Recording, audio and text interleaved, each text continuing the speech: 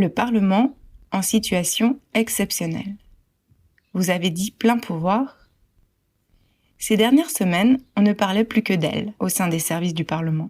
La session extraordinaire a débuté le 4 mai et depuis, tous les regards sont braqués vers le site de Bernexpo. Mais si le lieu choisi sort de l'ordinaire, le fait de convoquer une session extraordinaire, lui, n'est pas aussi exceptionnel que l'on pourrait le croire. Cette possibilité existe même depuis la fondation de notre État fédéral. Selon la Constitution, le Conseil fédéral ou un quart des membres de l'un des conseils ont le droit de demander une session extraordinaire. Depuis 1848, plusieurs sessions extraordinaires ont été convoquées, généralement pour traiter de sujets d'actualité. Par exemple, la fusion des banques UBS et SBS, ou encore la politique énergétique après la catastrophe de Tchernobyl.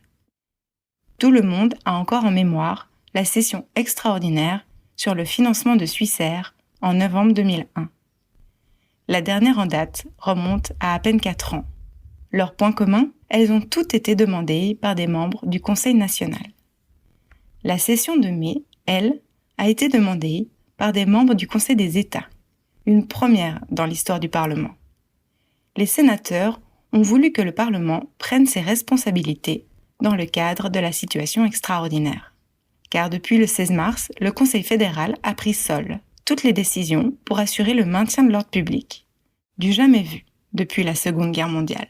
Oui, mais attention, comparaison n'est pas raison. En 1939, tout comme en 1914 d'ailleurs, le Conseil fédéral avait exigé que l'Assemblée fédérale siège pour lui donner les pleins pouvoirs. Dans le cadre de la crise du nouveau coronavirus, le Conseil fédéral collabore avec le Parlement. Les crédits supplémentaires doivent être approuvés par la délégation des finances et les ordonnances de nécessité cesseront d'être en vigueur au bout de 6 mois si l'Assemblée fédérale ne les légitime pas. Le Parlement peut d'ailleurs proposer l'adoption de mesures supplémentaires par le biais des interventions de commission. On est donc bien loin du régime des pleins pouvoirs que la Suisse a connu durant la Deuxième Guerre mondiale. Le Parlement reste bien l'autorité suprême de notre pays. Le coronavirus n'aura pas la peau de notre démocratie.